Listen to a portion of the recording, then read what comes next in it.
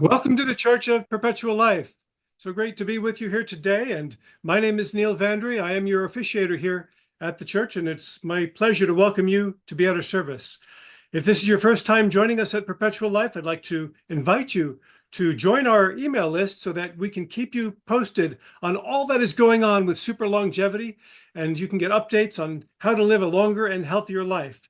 You can join the mailing list simply by emailing me through the website at perpetual.life.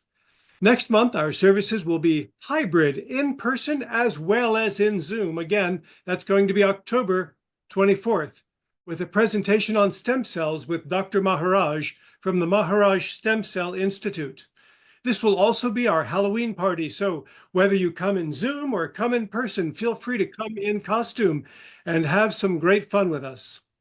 Please join me in the recitation of our creed. Our creed here at Perpetual Life: we believe that all of life is sacred and that we have been given this one life to make unlimited.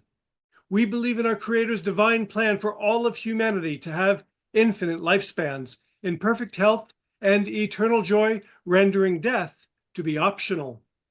By following our gospel, we achieve eternal life, creating a heaven here on earth. We follow Nikolai Fedorov, who taught that the transcendence of the Creator will be solved only when humanity, in our unified efforts, become an instrument of universal resuscitation, when the divine word becomes our divine action. And we follow Arthur C. Clarke, who said the only way to discover the limits of the possible is to go beyond them into the impossible.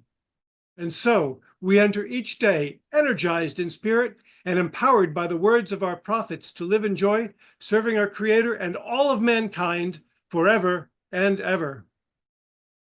I want to thank all of you for the wonderful donations that you make here at Perpetual Life. The Church of Perpetual Life works on your donations, and you can make them online if you'd like to, simply by going to our website, and you'll find at the top of the page a place where you can make donations. I give you great thanks for those donations as they continue the work that we are doing here and help us to have better services in the future. What about cryonics? If you are curious about cryonics, then you want to get in touch with me, contact me, and feel free to talk with me anytime. I'm happy to get you more information about biostasis and cryonic suspension. Tonight, we have a wonderful presentation for you.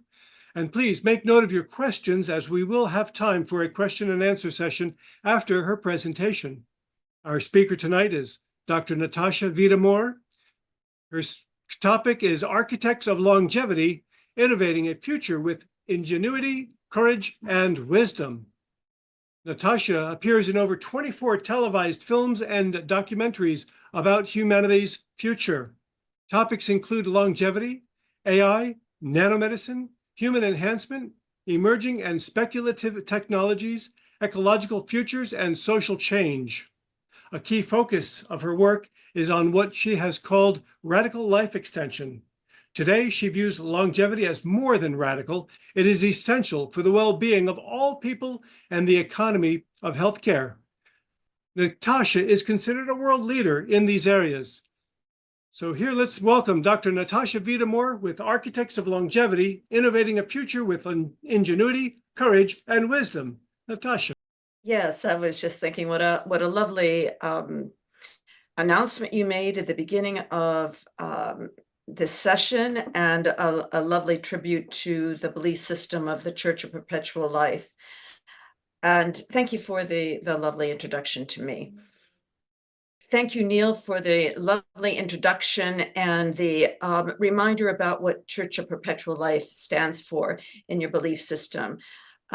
It's quite honorable, and I respect it highly. I'm going to, I think, really enjoy being here, because I don't know how many of you have taken the survey that we're going to discuss in this session. And if not, I invite you to take it. So if someone would kindly put the link to the survey in the chat, that would be helpful for anyone who's here that hasn't taken it and would like to. Regardless, I do have the results of the survey. It's been out for a week, and I will report on that during my talk.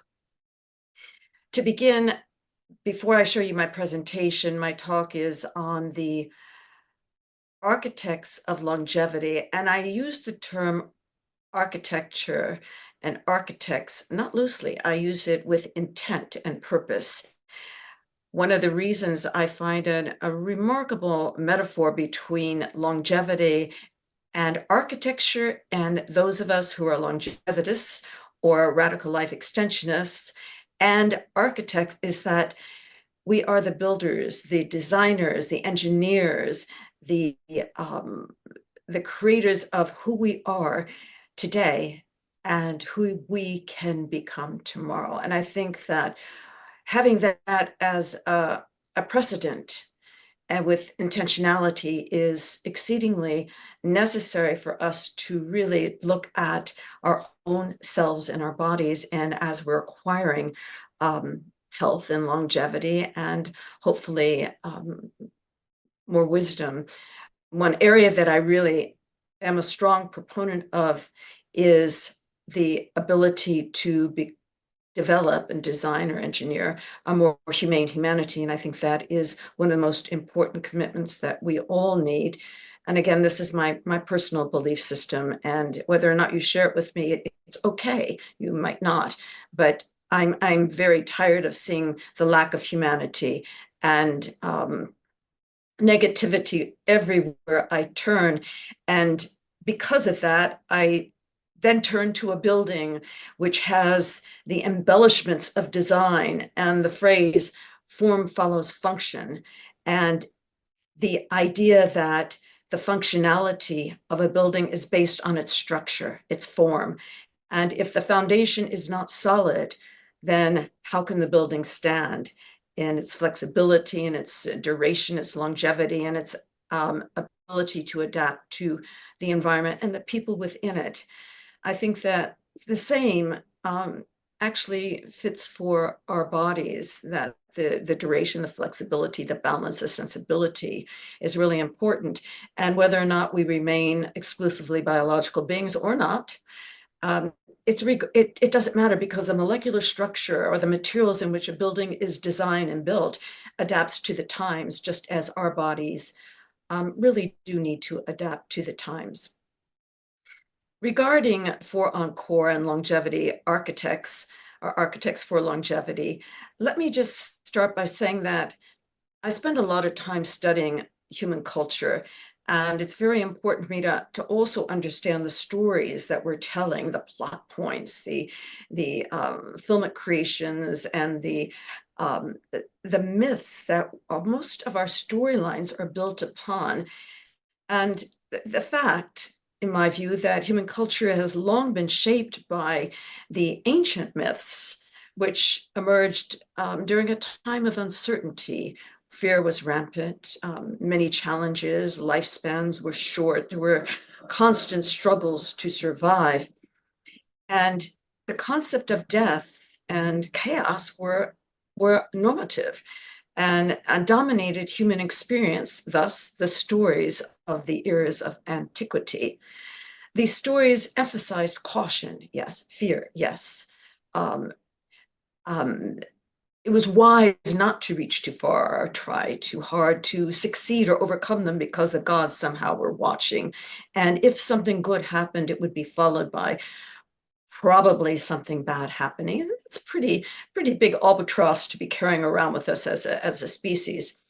But it is true that these stories did have importance then, because of the nature of society and cultures around the world. And we can see these myths in their various forms throughout all cultures, on every continent, in the civilizations throughout antiquity to today. But today, in the 21st century, they no longer hold water unless we have them hold water. They don't need to. We can create new myths and new stories. And in that regard, in my view, the true heroes of today are the heroes of longevity. The architects, those who use ingenuity, courage, and wisdom to overcome the challenges, the fears that are constantly knocking us from the right to the left in the stories, not only in the stories that we hear, in the entertaining aspects, in the games, in the metaverse, in the various narratives all around us, and especially in the news. And not only especially in the news, but also and adamantly and perpetually in the ads that infiltrate our Facebook feeds, are everywhere that we turn. The constant barrage of these ads selling something because they need to make a profit really disturbs me when it enters the area of longevity. Why?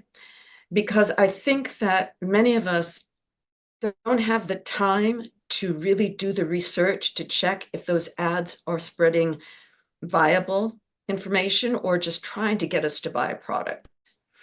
And I think the issue there is the time, it's the patience to really focus on what is being delivered. And I find an analogy there with exercise, which is the topic of our talk. But before I get there, I just want to say that this is challenging for us because the longevity industry, many of us have been in it for decades, is now at $100 billion plus. And there are thousands of conferences taking place each year, hundreds each month, and the number of individuals pitching ideas and new products and new therapies and new claims are challenging for us. So in the past, there were the fears about reaching too far or achieving too much. Icarus, Pandora's box, Prometheus, etc. Today, we have those fears about not getting the correct information about longevity, which therapies really work. And the fact is, there are so many different therapies and so many different theories about what causes aging and how we can resolve it. So with that in mind, I think we need to take a look at this noise and try to find our way through it and find a path, a clear path, whether we forge it or work with others to build it, to take control of our lives so that we're not overly influenced by this barrage of noise. And regardless of our chronological age, our sexual orientation, our financial status, our job title, our political beliefs, our religious or spiritual beliefs, there are functional and beneficial attributes that we can do on a daily basis that doesn't cost a heck of a lot of money, and we can do it anytime, anywhere. And you might say, oh, no, well, there's metformin, or there's this therapy or that therapy, or I'm taking NAD or NAD plus or NM, and whatever it is, that doesn't work for everyone. And I want to make that really clear. Just as many years ago, I think it was 20 years ago, perhaps, maybe longer, I was told, oh, you've got to take human growth hormone. It's a must. You have to take it. Everyone in the longevity field is taking it. I'm glad I didn't. And I'll tell you why. We don't know what diseases we're carrying unless we spend a lot of money and a lot of time on the blood work and the MRIs and the CT scans and the new protocols to uncovering what diseases we carry. But there could be an adverse effect. Had I have taken that human growth hormone, I would have spurred on the various cancers that I have had to a much greater degree. So we need to really think about it. One size does not fit all, and we need more information about how our bodies will react to these various therapies, proposed suggested therapies, before jumping in and being on the bandwagon of which one to take and how often to take it, etc. And I truly think that artificial intelligence, AI, narrow AI, doesn't have to be AGI or artificial superintelligence. It can be narrow AI, can help us solve this problem and remove that fear. That the more finessed it becomes in identifying our particular structure in our own bodies, the messaging system to the genes, and what chemical compositions are occurring to cause those messaging systems to trigger a mutation, the better off we will be. And until that time, I think we all need to be very safe and careful, so not to find ourselves overspending and overreacting to what is in or what everyone else is doing, rather than knowing precisely for ourselves the best information that we can have for ourselves. So that's my introduction. I just wanted to make that very clear. And that, I think, will explain why I even got into the pillars of longevity. And I also want you to know that I did not create it. I did not invent it. I like being a pioneer of different projects and scientific research, etc., but this has been around since antiquity. And with that said, I'll now go to my slides, because my slides will explain where the ideas first came from. Architects of longevity. I gave you the reason why I chose the term architects, and I'll say it again for anyone who just joined. In my view, people are the designers, the builders, and the engineers of who we are today and who we might become tomorrow. And that puts a lot of responsibility on the individual, but I'd rather put the responsibility on myself than rely on someone else to do it. And as long as I have that responsibility along with it, I can research, uncover, and explore what the best protocols are, the best methodologies, the best practices, so I can, within my own architectural structure of my body and my needs and my makeup, do the best I can for this body that I carry with me. The ENCORE is a term I came up with the help of my dear friend Maria Treges Abramson, because I do 4 things every day. And interestingly enough, most of you do these 4 things too. And interestingly enough, all the great scientists and futurists and advocates of longevity are saying to do it. And that includes Greg Fay, Max Moore, Bill Falloon, certainly looking at David Sinclair, although I don't know him and I may not follow some of his protocols, he says it. And if you look at what behind the sales pitches, what are the things that we can do today? Everyone says, stay alive, don't die, or stay healthy. Well, how do we stay healthy when we don't know the chemical composition, the molecular structure, and the genetic byproducts in our body? It's simple, cost-effective, easy to do. It just takes a commitment. And of course, the 4 ENCOREs, E for exercise, N for nutrition, C for connections, O for optimize rest, and E for execute, just do it. And I know that probably you say, I don't have time. And how do you do it? Well, that's what I'm going to talk about to you, because in my view, again, being in this field for a while and seeing people come and go and seeing such great theoretical work and great scientific advances, we still are aging on a daily basis, and there is no cure for aging. And that's a fact. So we can't hope for a solution. We can't wish for a solution. We have to be patient for the solution. So I say that I have 0 patience for disease, and I suspect you all do too.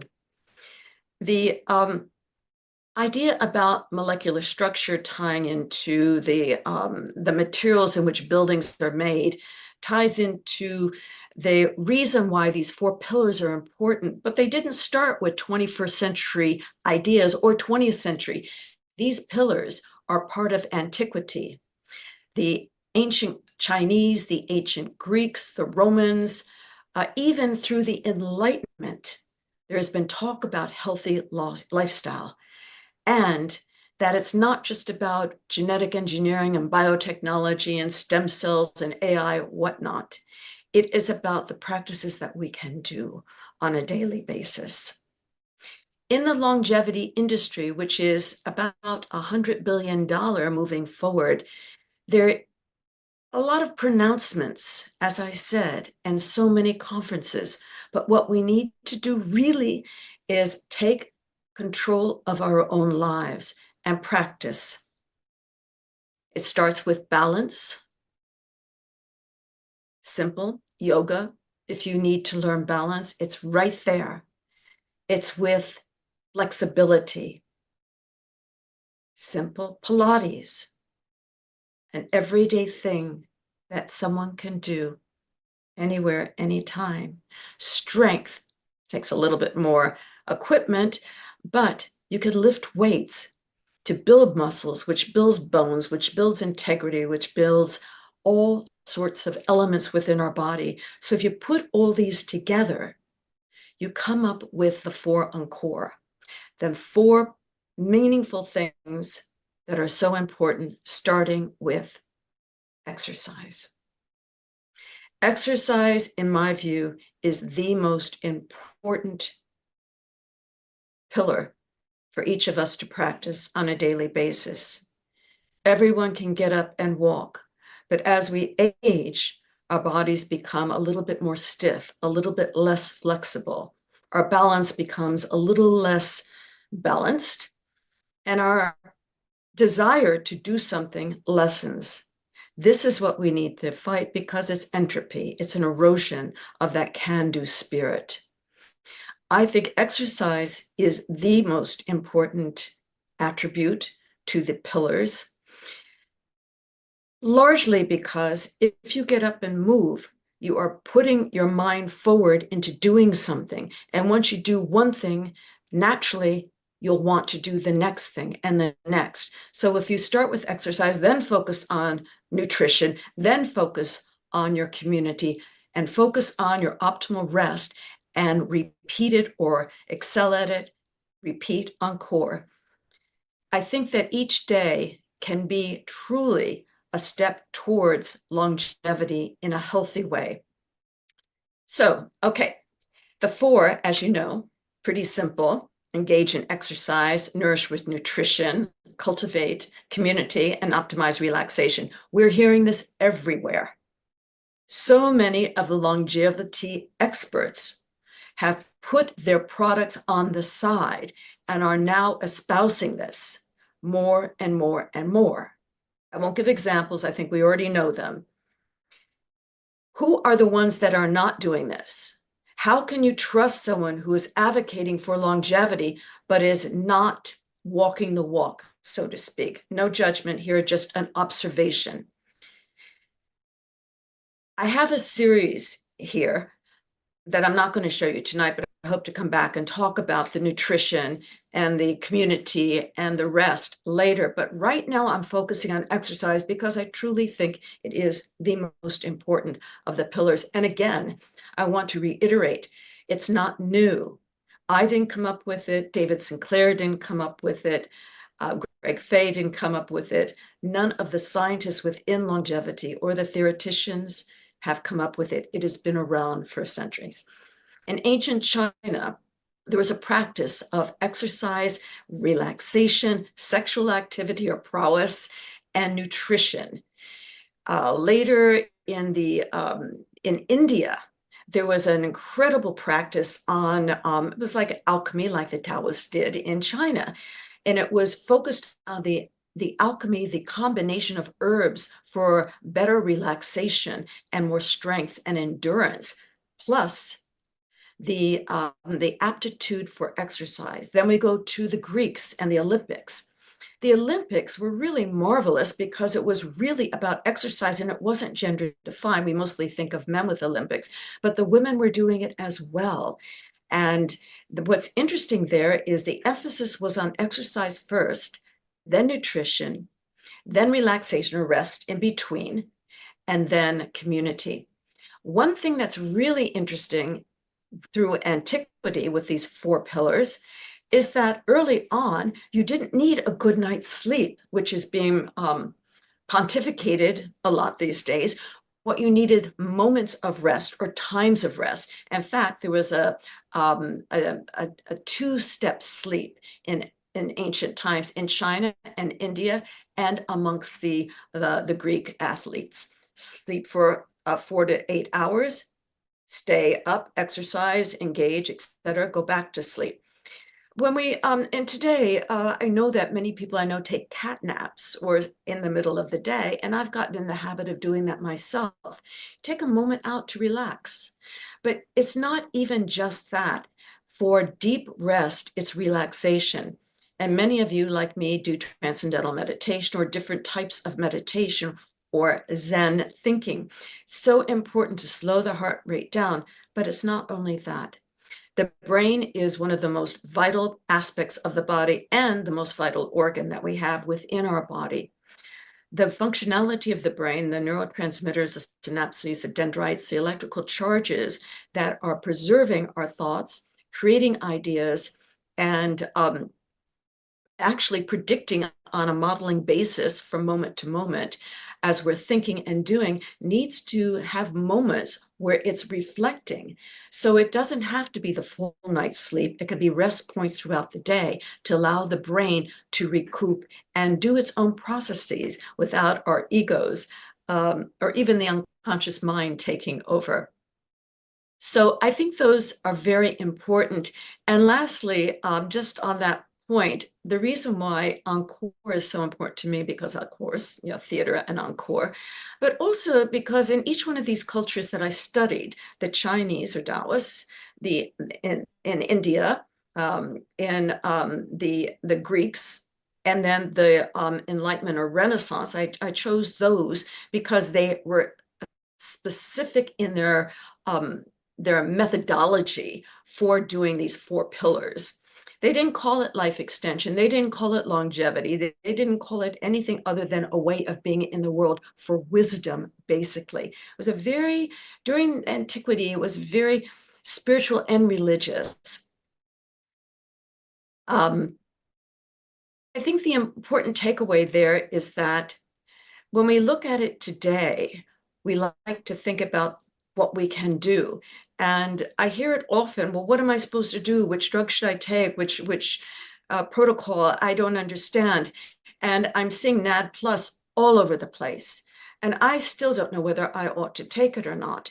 But regardless of that, I know when I exercise, I know when I eat a healthy meal, I know that when I'm laughing with my friends, and I know that when I just drop out, just relax, I am smarter, more loving, and more lighthearted than ever before. So I just wanted to make that point that the 4 pillars that we're all talking about, especially the blue zones, which now is being questioned by some scholars for its viability in reporting, which is a good thing. We can do this. Okay, so exercise. I created a questionnaire because I love questionnaires, and I did it for the Chronics conference in Miami, and I really love doing it. And so I created one for us, and I did this especially for you all. And whether or not you've taken it or not, it's okay if you haven't. You have plenty of time to do it. And if you don't want to, that's fine too. But I think what is most interesting to me are the results. Given the fact that the idea of exercise, nutrition, community, and rest goes back to antiquity as part of the lifestyle, part of the, I don't want to say elite or the scholars, but part of the semblance of the spiritual awareness, let's just say enlightenment of people to do. It was held in all of those cultures as self-responsibility. In fact, the term life extension, as far as my research is concerned, and anyone who wants to question me on this and my research or offer a different perspective, I welcome that. But I learned that life extension was, the phrasing came out of the Renaissance and the Enlightenment, and it was an Italian scholar in medicine who thought, well, we don't have to die and we can live longer.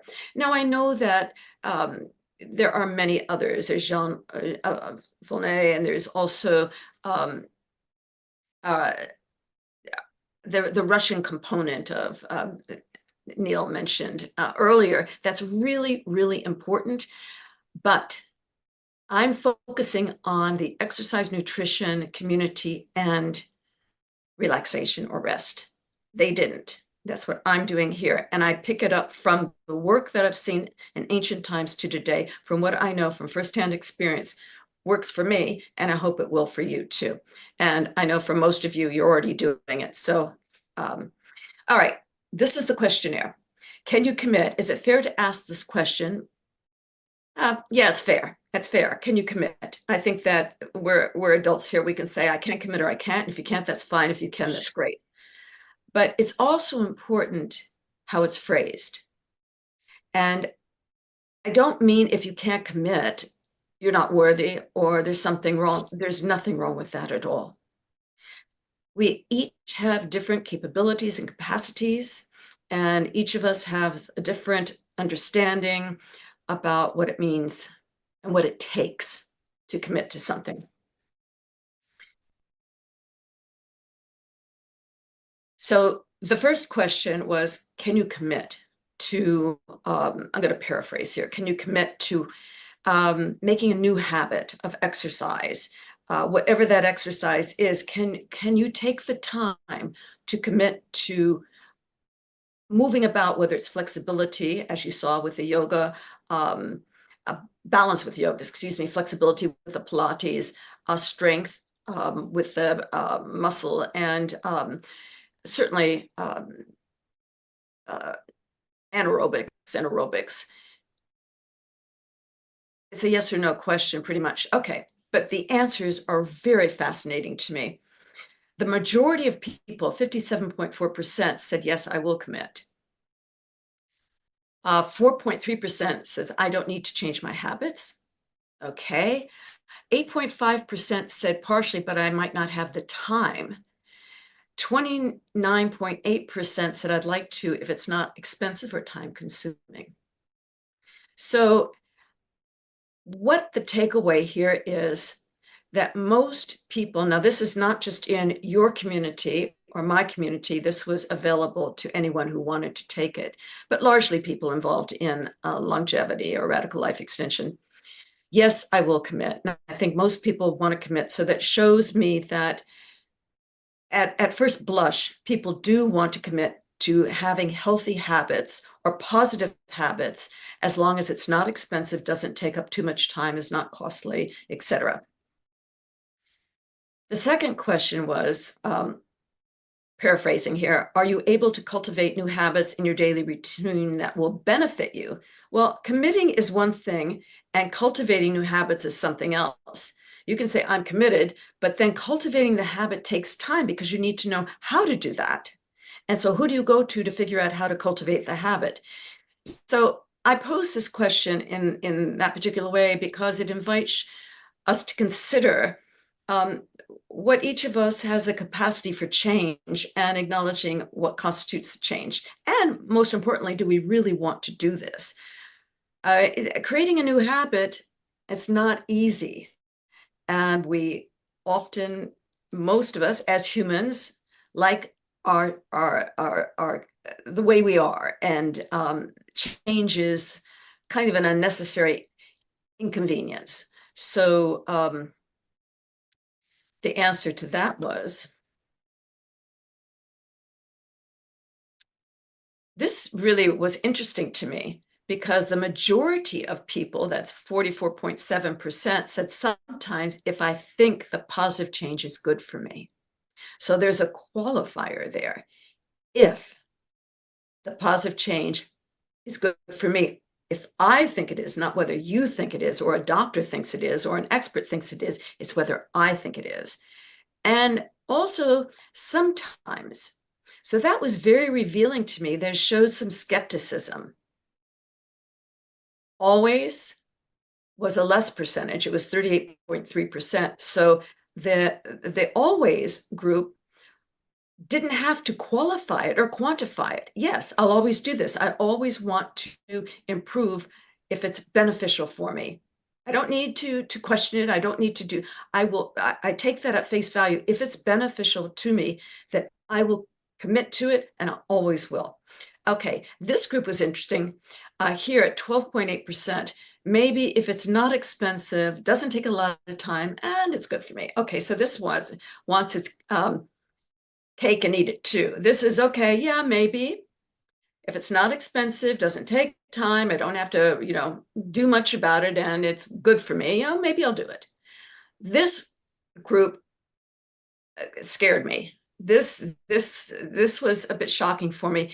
And this group here, 4.3% rarely, my schedule's too tight. This is a kind of a laissez-faire or I don't give a damn attitude. And that concerned me a great deal. So what is it within the longevity community that why wouldn't each person want to do whatever it takes to benefit from doing something positive, creating a positive habit? So that caused me to pause. Really caused me to pause. Okay, we'll talk about it later. Okay, next one. Do you think about how to eliminate bad habits that disrupt having a good day? Now, these bad habits can deal with exercise, they can deal with anything, they can deal with whatever your bad habit is, and I've got plenty of them myself. So then I put most of us have a few bad habits, and some of them are a lot of fun, but if they are hurting our longevity, can we quit them? Okay, this is pretty serious. Okay, I'll be up front. I like my chocolate, not dark chocolate. I like milk chocolate. I'll tolerate dark chocolate, but I love milk chocolate. I also love binge watching movies. So that's fun for me. Uh, um, uh, I don't, I'm not going to talk about my other bad habits, but I mean, you don't have to confess your bad habits. I'm going to stop there. But, we all have, no one's perfect, and we don't want perfection. Transhumanism is not about being perfect, nor is longevity. It's about overcoming, improving, becoming more enlightened, more wise, kinder, more compassionate, smarter, intelligent beings, being more humane. Okay. Do you think about how to eliminate bad habits that disrupt? Now, I was very careful that disrupt having a good day. Okay, the answer. Oh boy, take a look at this chart. Okay, and it was so surprising to me. I even created two charts here, and I also put the percentage results in bold and a larger font size. All right, let's start with the largest group here is frequently, 36.2%. Frequently, I think about my bad habits and do my best to get rid of them, but I don't completely stop them. That's good. That is good to be thinking about it frequently. Wow, I'm impressed. And to even have the introspection, the insight, the self-awareness to go, oh, shit, as someone said earlier, I shouldn't have done that, or that, oh, my bad, or whoa, I need to get a grip on my life here. So to think about them and do your best. That's all we can do, is do our best to get rid of them. But I mean, it's asking a lot to completely stop a bad habit. Or is it? It depends on what that bad habit is. If that bad habit is smoking cigarettes, probably a good idea. If that bad habit's doing heroin, probably a good idea. It depends on what that bad habit is. Okay, so the second, so that was the first, was frequently. The second one, 21.3% is in blue. Yes. When I recognize my bad habit, I do what it takes to eliminate it forever. Well, I'm impressed. My hat's off to those people who will do whatever it takes to eliminate it from their life. Gone.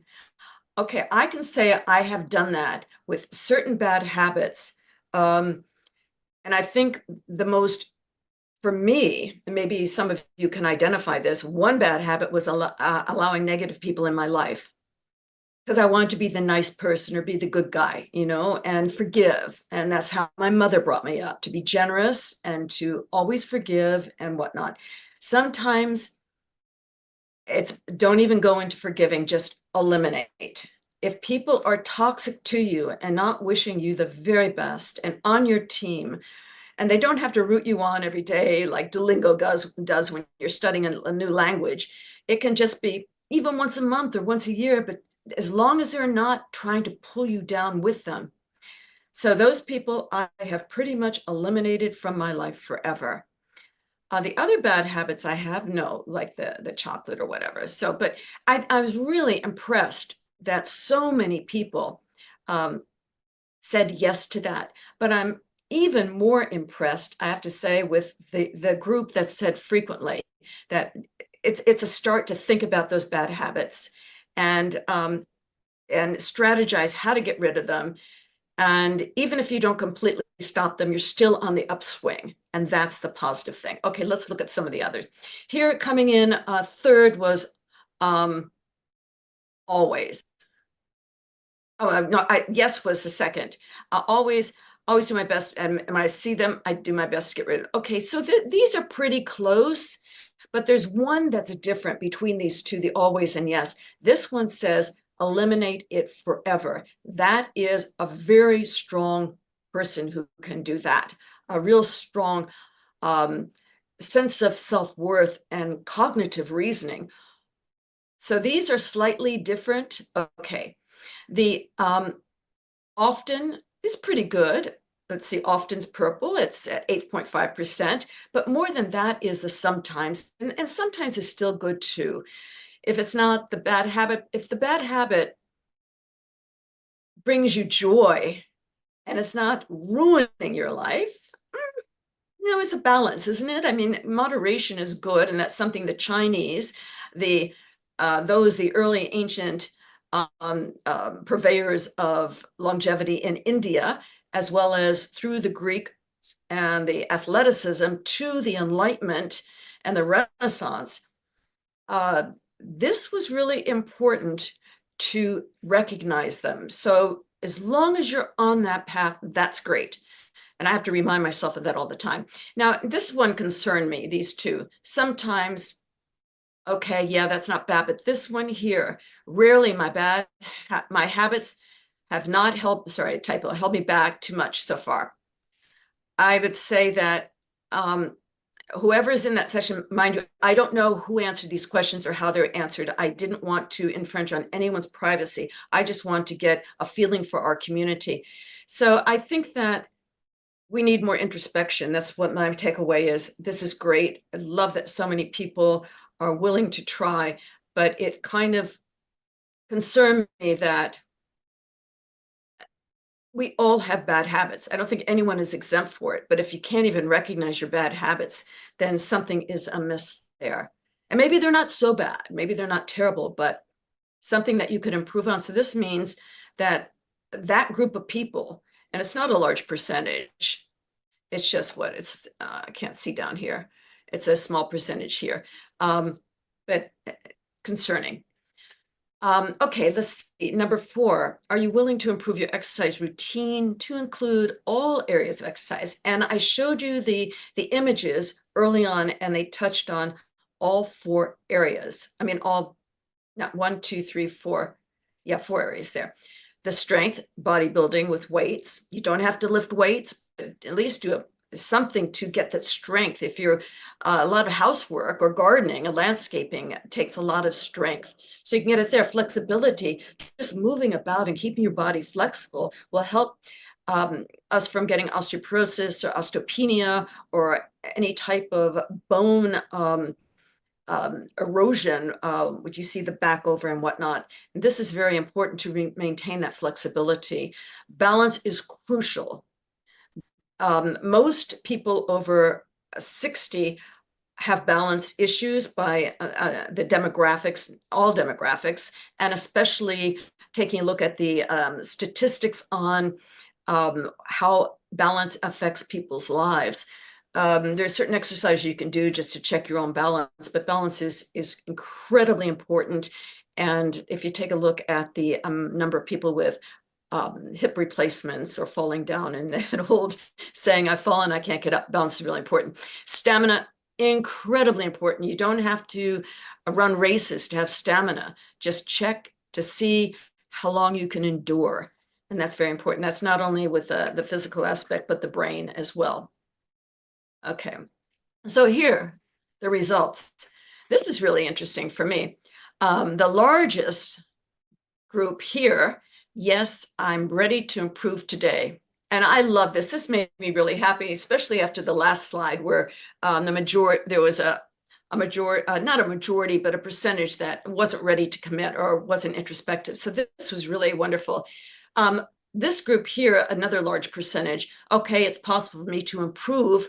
It's not too expensive and time consuming. So it shows me that the cost of going to a gym we don't have the time and we don't have the money, but you don't have to go to the gym. I showed you that in the beginning. You can do it anywhere, anytime for zero money. So time consuming is an issue. So think about how much time we spend on Facebook or Googling or doing something other.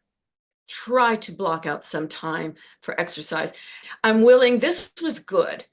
If it doesn't cause me too much stress, I think that my takeaway on that is people think, generally speaking, that if you exercise, it's going to stress you out. Why? It's the opposite. Exercise. Again, you don't have to lift weights or do Pilates or yoga or anything that's stressful. You can just get up and walk around. It's, in fact, I was reading a book this week on the importance of walking for anxiety. Just move. And now this one was really interesting to me. I put this in kind of as a tongue-in-cheek. Possibly, but I'm not convinced exercise reverses age-related decline. I'd rather take metformin, NAD plus, or something else longevity leaders are suggesting. Okay, I'm being judgmental. That just was like, okay, come on. Okay, and then this one here. This has the smallest percentage, and excuse me, I have to look around my mic. Not if improving my exercise is a pseudoscience claim of the longevity community. Okay, there are people that actually think that exercise is pseudoscience. And those 4 pillars that I say that I trace back to antiquity, to ancient China, ancient India, the ancient Greeks, and up to the Enlightenment, each one of them in their own culture, in their own terminology, in their own practices, did the exercise, the nutrition, the community building, and the rest or relaxation or meditation. So that was really interesting to me. And lastly, this one I threw in because I really wanted to see how egocentric we all are. No, I'm just kidding. I really wanted to see if people placed value on how they not just look, but how they feel. You could feel 100% and be in the best shape possible, the best, and not look it. So I think it's doesn't matter that much in that regard. So this one is, do you want others to think you look like a longevity advocate or walk the walk? Well, here, let me explain that. Some people want to be known as entrepreneurs or scientists or investors or theoreticians or whatever on longevity. And that's really important to them. They're associated with it in their career. Others don't care about the title. They just want to look healthy and be healthy to walk the walk. Others just want to be it and not have it recognized. And that's the humility of it. And the response here is, the largest group said it's extremely important. I want to look great and healthy. I don't need recognition. And this made me very happy because it showed me that most people don't care if they're recognized and aren't trying to be known. And I love that. That made me very happy that it was a truly enlightened sensibility. This one comes in second. Yes, extremely important. I want to look great, feel great, and be recognized as a leader. Okay, more people didn't care about the recognition that cared about the recognition. And it's, I love that people want to be healthy and don't care if they're recognized. This one says, not important. I don't focus on what others think my role is or how I look. All right, fair enough. This group says, how I look is vain, superficial, has little to do with my role or influence in the community. There is nothing superficial, and I will be judgmental here. There is nothing superficial about being healthy. And the question was, do you want to be handsome or pretty or attractive? That wasn't the question. The question was, do you want to feel good and walk the walk? And it also, then you feel good, you look good, no matter what your weight is or size or body, none of that matters. Okay, and this one says, very important, I want to be recognized, me as a longevity leader. So that's interesting there, how they come about. So that is the scope of that survey and the responses within the longevity community, not just the group here, but through the longevity community, the different groups. And there was a lot of responses. And I was pleased with the number of responses. Some of the responses, again, I was surprised by and delighted by, but I think it's something that we need to think about in our own community, how we're representing the community, whether you want to be known or not. I don't care. Maybe it matters to you, and that's fine. But what I do care about is that doing these practices, committing to them and getting your grit on, speaks louder because it touches on the issue of wisdom and courage and overcoming odds. And if we can't do it within ourselves and recognizing our own foibles or our own shortcomings and do what we can to either improve upon them, eliminate them, or at least somehow change them, then I do have concern. And I mean that for myself as well as everyone in our community, because I truly think that the longevity community is populated with remarkable human beings who have a tremendous amount to share. And if we're not doing it ourselves, how can we expect anyone else to listen to us? Thank you. Thank you, Natasha. We all thank you for a wonderful presentation. There are some questions here coming in from both our YouTube live stream and here in Zoom. One of the questions was, did you share, or would you like to share the size of the survey? You mean the number of people who participated? Yes. Oh, I don't have that information. Okay, and it's an ongoing thing. Collect, it's actually. I didn't collect. I made sure that I didn't know. I know it was over 50. 50 is a minimum. Because at 50, I turned the counter off. I wanted to see if I could get 50 responses. At 50, I turned it off. Responses are still coming in. So yeah, I think that's an important question, but I have to really say that I didn't want to see who answered and how they answered it. Yes, I get that. Do you have any idea about the current health status of the survey participants? No, I know someone did ask me, well, what about, why don't you have something on ADD or ADHD, or people who have, to me, for this survey and for these areas of ENCORE, it's superfluous, and I'll tell you why. You don't know if I'm paralyzed or not. You don't know what diseases I have or not. My mental state. Some of us suffer from depression and no one knows. Some of us suffer from chronic pain and don't talk about it. There are others who talk about it and want everyone to know. But I think that regardless of where you are, you can let's say just exercise. Even if you're in a wheelchair and you can move a finger, you want to move that finger, and the doctors will tell you to do that because that's important. If you have ADD or ADHD, Asperger's, autism, any of the various issues with neurofunctioning, you can still do something to get the body moving. I appreciate your points on exercise. And I know a lot of people, they'll put time into Facebook and playing around, watching TikTok videos. But if you get yourself a cycle or something, you can put your computer up, you can do YouTube or TikTok at the same time as you're exercising. And that might even distract you if you don't like exercising. I myself really get a health boost from it. It gets me feeling good. I think the question then becomes, why doesn't anyone like exercising? Okay, let's take the word exercise. Do people like to walk? Okay, you don't like to walk. Do you like to be out in nature? You don't like to do you like to play with your dog or your children? All those things, it's just moving.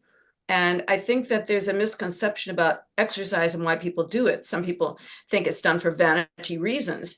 I'm an athlete, and with my dance background, it's something I enjoy. But it's not only that, it's the cognitive or mental acuity that it helps work with. It's the strength of character to do it and to be committed to something. And I understand that if people have many children and they don't have time, they are exercising when they're running after their children. So that counts as well. Let's bring Jose. We have a question from Jose all the way from, I believe, is in Spain. Let's bring you up, Jose. Yes, hello, Natasha. Great to see you and this very interesting analysis. Actually, I was traveling and I couldn't answer, but my question is because I found the analysis so interesting. Will you keep this survey open and see if there are more people answering, or will you do a second part and maybe compare the results now with a new part in a few months or next year? What are your plans for this interesting survey? Well, I did that survey for this session because I wanted to talk on architects of longevity, and because I think exercise is the most important. I should say moving, getting your body, flexibility, balance, getting your heart rate up.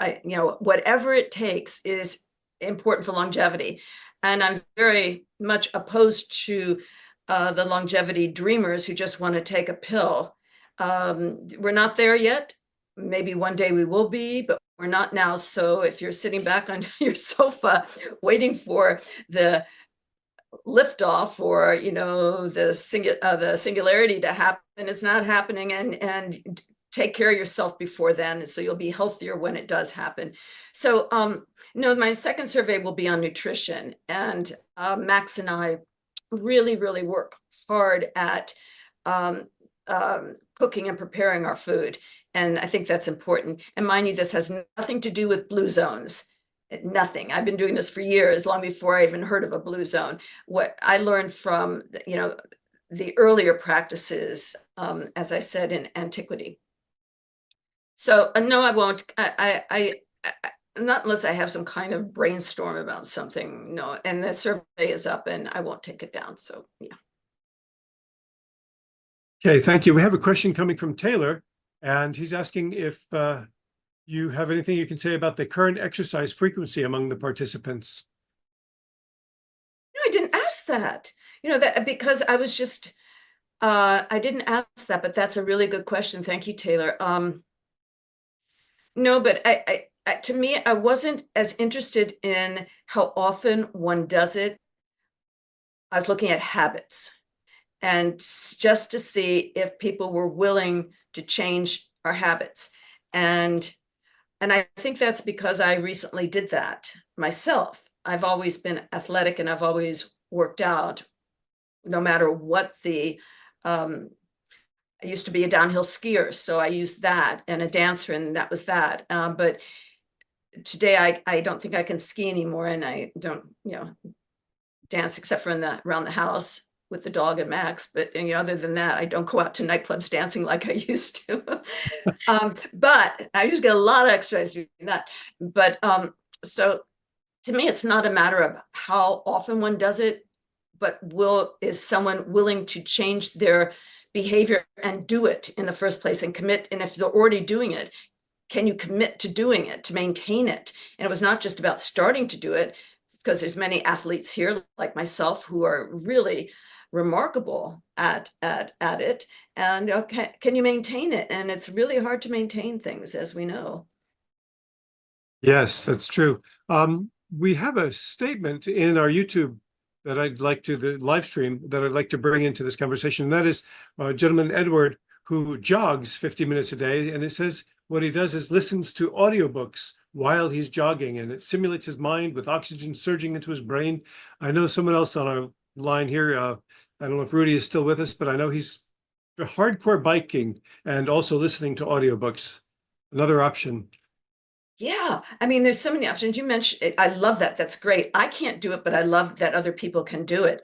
I just love the beauty of it. That's why I said architecture. It's architects. I love the beauty of taking these remarkable bodies that we have that we live inside our bodies. Okay, so if that's the case, then our body is the system within which we exist. And if that system isn't getting its proper tune-up, then how can we better how can we better work on our tune-up of our system? And many people may not see the body as the vehicle within which we exist. I do. And certainly that's an individual choice, of course. However, if it is a vehicle within which we exist, at least our brain is inside the body, and if we want to maintain our mental health as we're aging and waiting for new theories and protocols and research and discovery to extend our lives, then we need to keep the brain plasticity and our body plasticity as well.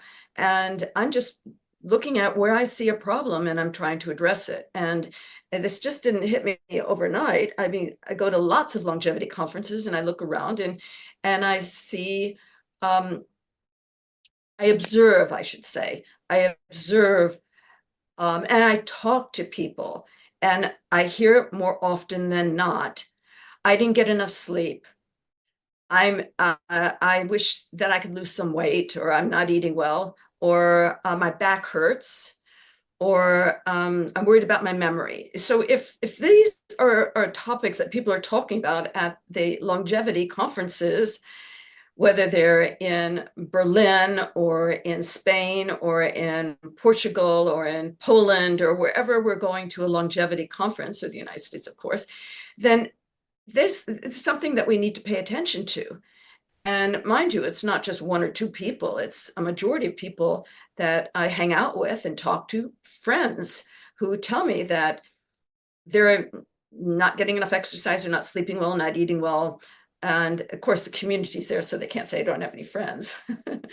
But so, let's be honest about it, Yes. Yes. Well, Natasha, thank you so much. Dr. Vita-More, thank you so much for your presentation.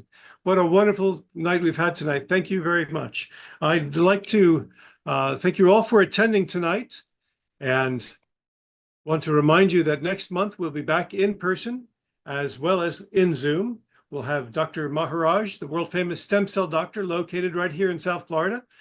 And also note that this event has been recorded. It's available right after we close, and you can find it on our YouTube channel at the top of our website at perpetual.life. Share this with all the people that you care about. Let them know about what we are doing. And we'll see you again next month here at Perpetual Life.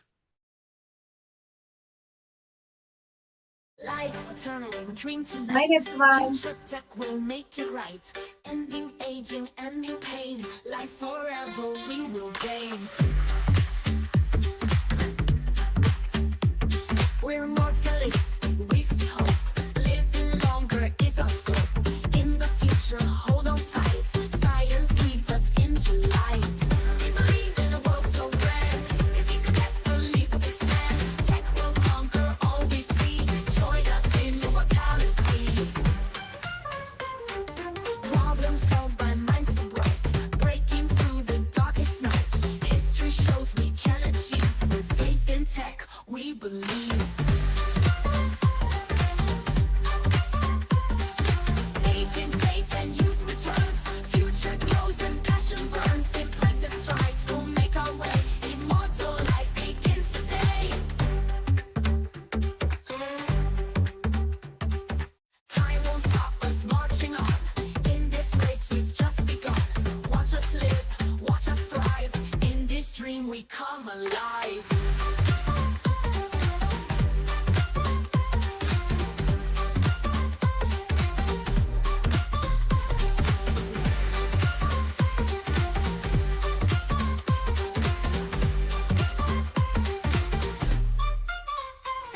We're mortalists, we see hope.